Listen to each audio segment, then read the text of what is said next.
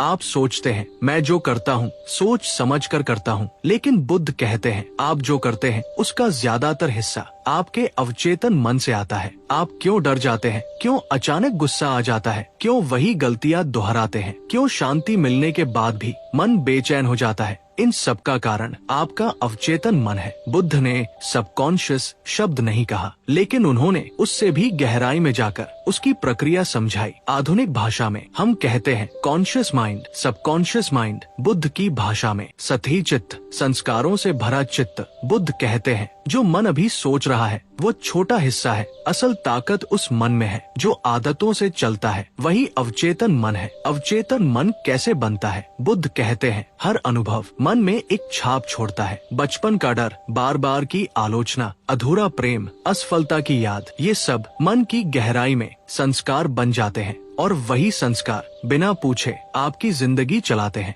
कई लोग कहते हैं मेरे साथ हर बार वही होता है। बुद्ध कहते हैं क्योंकि वही संस्कार बार बार सक्रिय हो रहे हैं। आप परिस्थिति नहीं दोहराते, आप प्रतिक्रिया दोहराते हैं और वही प्रतिक्रिया नया कर्म बनाती है। दो लोग एक ही स्थिति में, एक शांत रहता है, दूसरा टूट जाता है। अंतर कहाँ है? अवचेतन में एक के भीतर सुरक्षा का संस्कार है, दूसरे के भीतर असुरक्षा का डर। तर्क से नहीं आता डर, अवचेतन से आता है। आप जानते हैं सब ठीक है, फिर भी मन घबराता है। बुद्ध कहते हैं अवचेतन मन वर्तमान नहीं देखता, वो स्मृति से चलता है। अगर अतीत में दर्द था तो अवचेतन भविष्य में भी खतरा मान लेता है। ये बहुत रेयर बात है। बुद्ध कहते हैं कई लोग दुख से नहीं सुख से डरते हैं। जब जीवन शांत होता है तो मन बेचैन क्यों हो जाता है? क्योंकि अवचेतन दुख को पहचानता है, शांति को नहीं। शांति अज्ञात लगती है और मन अज्ञात से डरता है। हम करते क्या है? डर को दबाते हैं, गुस्से को रोकते हैं, दुख को अनदेखा करते हैं। बुद्ध कहते हैं जो दबाया गया वो अवचेतन में और गहरा चला जाता है और फिर वो अचानक किसी और रूप में निकलता है। बुद्ध अवचेतन को बदलने के लिए एक ही चीज सिखाते हैं, स्मृति, सजगता।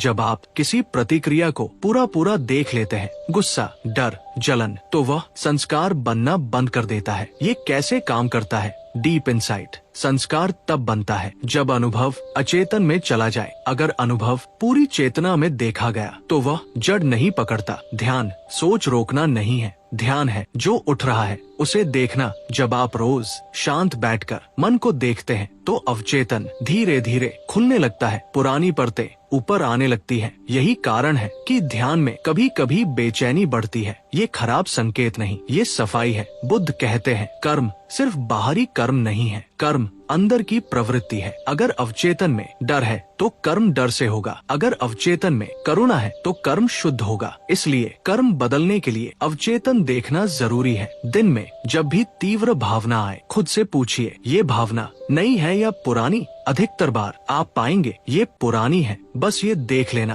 अवचेतन पर रोशनी डाल देता है। बुद्ध चेतावनी देते हैं मन को बदलने की जल्दबाजी मन को और उलझा देती है। देखना काफी है, जो देखा जाता है वो बदलता है। जब आप अपने अवचेतन को देखते हैं तो आप खुद को दोष देना छोड़ देते हैं। आप समझते हैं ये मेरी गलती नहीं, ये एक संस्कार है। यहीं से खुद के लिए करुणा शुरू होती है। बुद्ध कहते हैं मन को शुद्ध करने के लिए उसे काटना नहीं, उसे देखना पड़ता है। अवचेतन दुश्मन नहीं, वह असमझा हुआ मन है। जिस दिन आप अपने अवचेतन को देखना शुरू करते हैं उस दिन से जीवन कम प्रतिक्रियात्मक हो जाता है। दुख जल्दी टिकता नहीं, शांति डराने वाली नहीं लगती। आप बदले नहीं लगते, लेकिन आप बंधते नहीं। यही बुद्ध की असली मुक्ति है। दोस्तों वीडियो अच्छी लगे तो लाइक और चैनल को सब्सक्राइब करें। धन्यवाद।